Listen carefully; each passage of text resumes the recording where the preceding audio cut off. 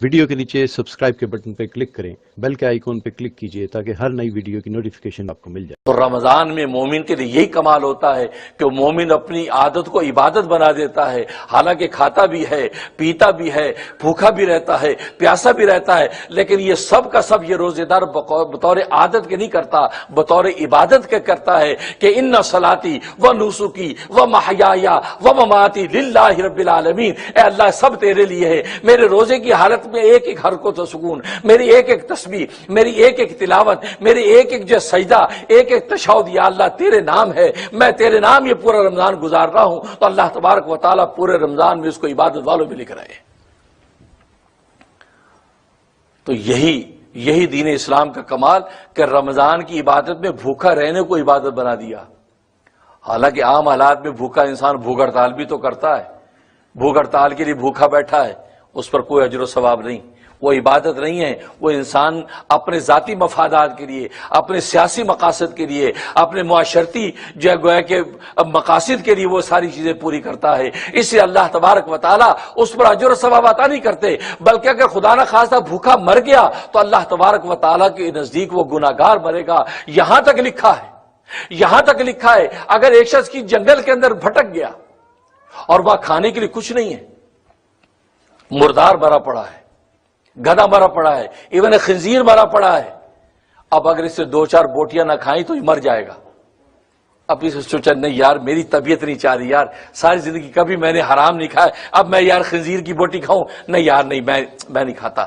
اس نے نہیں کھایا، اپنی طبیعت کے تقاضے کے تحت اس نے وہ نہیں کھایا اور اس حال میں مر گیا، تو حدیث میں کیا فرمایا؟ دخل النار، سیدھا جہنم میں داخل ہوگا، سیدھا جہنم میں داخل ہوگا۔ وہ شہید نہیں ہے، اس کو کوئی اجر و ثواب نہیں ہے، حالانکہ حرام سے ہاتھ ہٹایا اس نے، لیکن نہیں، اسے طبیعت کے تقاضے کے تحت حرام سے ہاتھ ہٹایا، شریعت کے تقاضے کے تحت نہیں۔ اگر شریعت کے تقاضے کے تحت کرتا تو عبادت بنتی، لیکن یہ طبیعت کے تقاضے کے تحت کی، یہ چونکہ عادت ہے اور انسان اپنی طبیعت تقاضے کے تحت اس سے تعفن اور بدبو کے سے بھاگ رہا ہے، اس لیے مرا ہے۔ فرمایا کہ دخل النار، یہ خودکشی کے زمرے میں ہوگا، اور فرمایا سیدھا جہنم میں داخل ہوگا، شہید نہیں ہے۔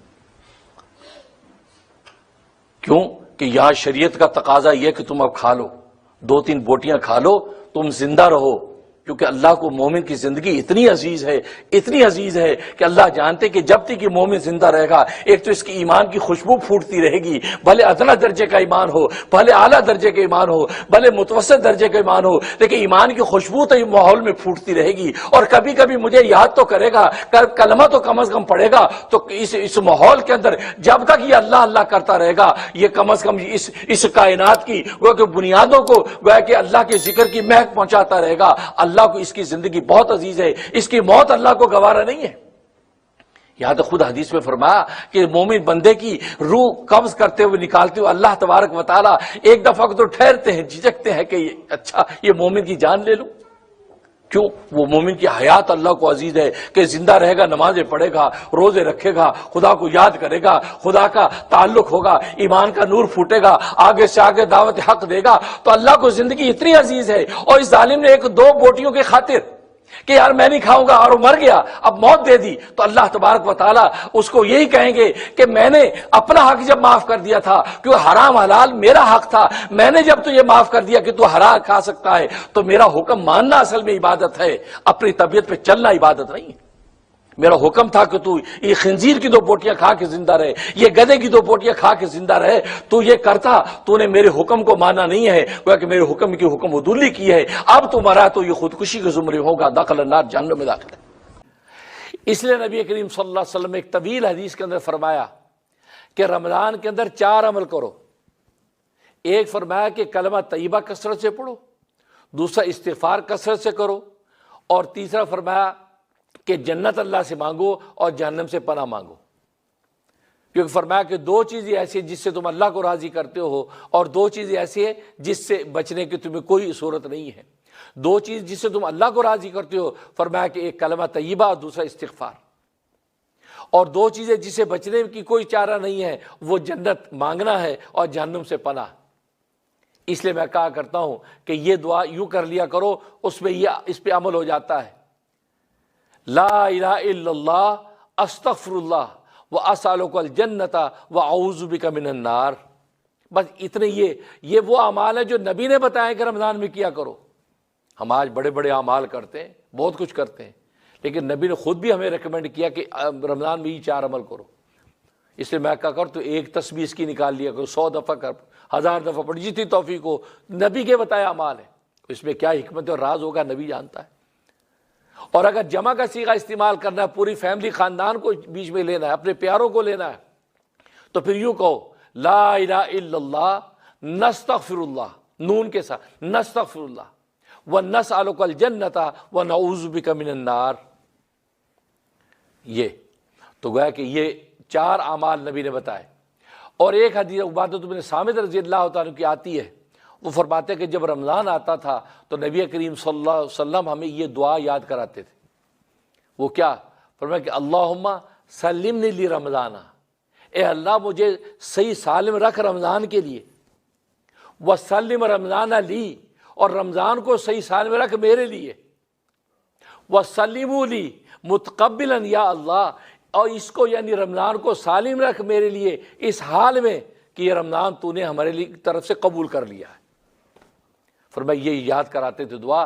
اس دعا کو بھی حاضرین ناظرین نوٹ کر لیں، اس کی بھی ایک تسبیح کر لیا کریں، یا نہیں تو 25 مرتبہ روزانہ یہ دعا کر لیا کریں.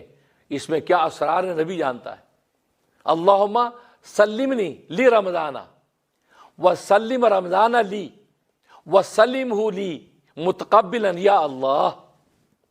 اس دعا کو جو ہے 25 مرتبہ کم سے کم اور ایک تسبیح نکال لیں. تو گویا کہ یہ چند اعمال جو نبی نے خود ریکمینڈ کیے ہیں، یہ رمضان میں آپ کر لیں اور کچھ نہیں کرتے تو آپ ایسے اسرار اور حقائق حاصل کر لیں گے کہ جس کی کوئی نظیر نہیں ہے. اور یہ رمضان اپنی پوری آب و تاب کے ساتھ آپ کو نفع پہنچائے گا. اور جو اس کا مقصد ہے رمضان کا، خدا کو پانا، انشاءاللہ اس روزوں کے ذریعے سے ہم اللہ کو پا لیں گے. اللہ سے دعا ہے کہ اللہ تبارک و تعالی عمل کرنے کی توفیق عطا فرمائے. ظاہر ہے کہ رمضان کی موٹی موٹی باتیں تو آپ کے سامنے ہیں. ایک تو دن کا روزہ رکھنا اور رات کی تراویحاں. تو گویا کہ یہ 2 چیزیں ہیں. تو گویا کہ دن کا روزہ رکھیں پورے اخلاص کے ساتھ، اور روزہ ایسے اخلاص کے ساتھ کہ کوئی گناہ سرزد نہ ہو، کوئی مکروہات آپ سے جو ہے وہ سرزد نہ ہو. اس لیے حدیث میں آتا ہے کہ بعض روزے دار ایسے ہیں کہ جو حلال کو تو اپنے اوپر حرام کر لیتے ہیں لیکن حرام کرتے رہتے ہیں. یعنی حلال کھانا نہیں کھاتے، حلال پینا نہیں پیتے، حلال بیوی سے دور رہتے ہیں، لیکن فرمایا حرام کرتے رہتے ہیں. مطلب غیبت کر کے مردہ بھائی کا گوشت کھاتے ہیں، جھوٹ بولتے ہیں، جھوٹ جب کہ حرام ہے حرام کر رہے ہیں. نامحرم چہروں کو دیکھتے ہیں، حرام عورتوں کو دیکھ کے جو ہے کہ آنکھوں کے گناہ میں مبتلا ہوتے ہیں. تو پھر ایسے روزے داروں کا روزہ اللہ تبارک و تعالیٰ ان کے منہ پہ مار دیتے ہیں. ان کی مثال ایسی ہے جو صبح سے شام تک جو ہے ایک گدھا جو ہے منہ بند کر کے پھرتا رہے، کچھ کھائے پیے نہ، اس کے روزے کی اللہ کے کوئی قیمت نہیں ہے. بس یہ میک شور کریں کہ میں جو نہیں کھا رہا، میں جو نہیں پی رہا، میں جو خواہشات سے دور ہوں. تو یہ اس کی نیت اور اللہ تبارک و تعالیٰ کا تعلق اور یہ اس درجہ احسان کیا ہے، اس کا اہتمام. پھر رات میں تراویحاں ہیں تو تراویحوں کے اندر قرآن کریم سننا یا سنانا. اگر حافظ ہیں خود تراویح جو ہے وہ پڑھا رہے ہیں تو قرآن کریم پڑھنا، اور مقتدی ہیں تو قرآن کریم سننا. تو جس توجہ کے ساتھ، جس انہماک کے ساتھ قرآن کریم آپ سنیں گے 20 تراویح کے اندر، تو ظاہر ہے اللہ تبارک و تعالیٰ کی قیمت لگے گی. اس لیے حدیث میں فرمایا کہ اس مہینے کے اندر جو ہے ایک تو دعائیں جب کریں تو کثرت سے جنت مانگیں، جنت کثرت سے مانگے یا اللہ جنت عطا فرما. اور دوسرا جہنم سے کثرت سے پناہ مانگے یا اللہ جہنم سے پناہ عطا فرما. کیونکہ رمضان کے مہینے میں اللہ تبارک و تعالیٰ خاص طور پہ جو ہے جہنموں کے دروازے بند کر دیتے ہیں، جنتوں کے دروازے کھول دیتے ہیں.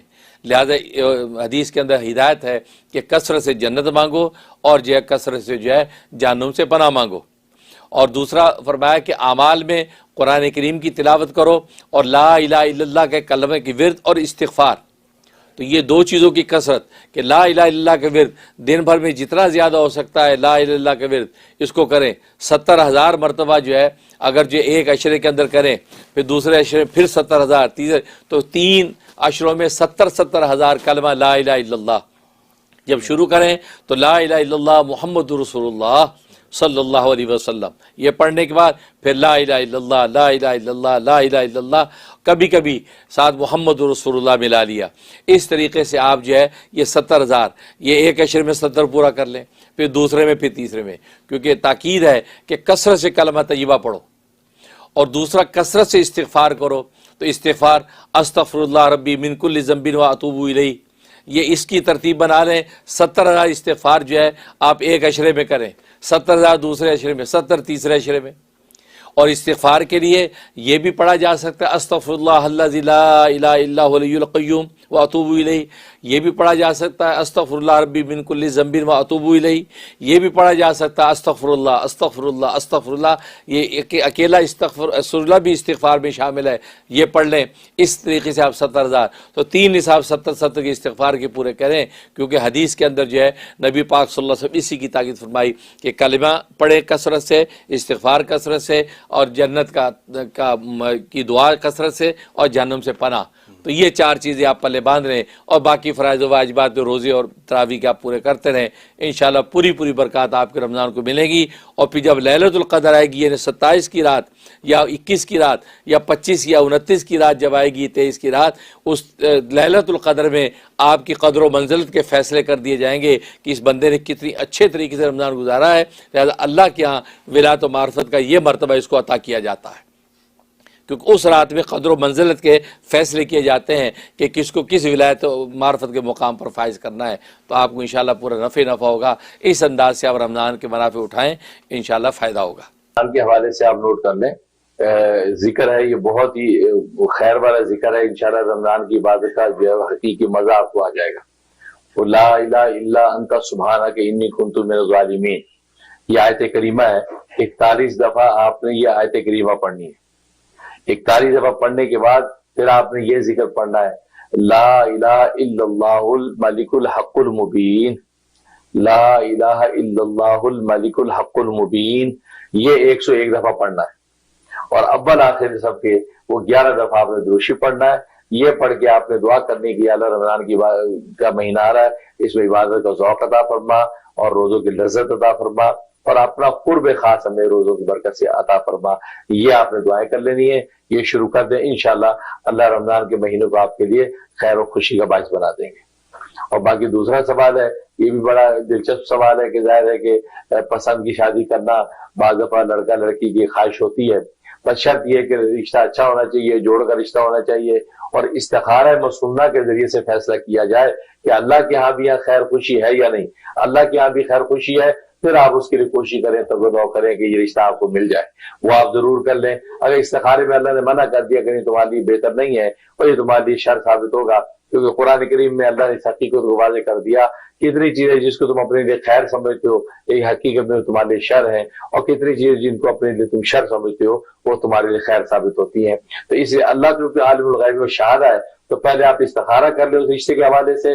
استخارے میں اگر اجازت اور روک ہو جاتا ہے، اب آپ اس کے لیے کوشش کریں اور اس کے لیے وظیفہ نوٹ کر لیں، یا بدی العجائب بالخیر یا بدیو، یا بدی العجائب بالخیر یا بدیو. 1200 دفعہ پڑھنا آپ عشاء کے بعد، اول آخر 12 مرتبہ درود شریف. یہ پڑھ کے جو آپ نے دعا کرنی ہے، اور یہ 36 ڈیز بلا ناغہ آپ نے کرنا ہے.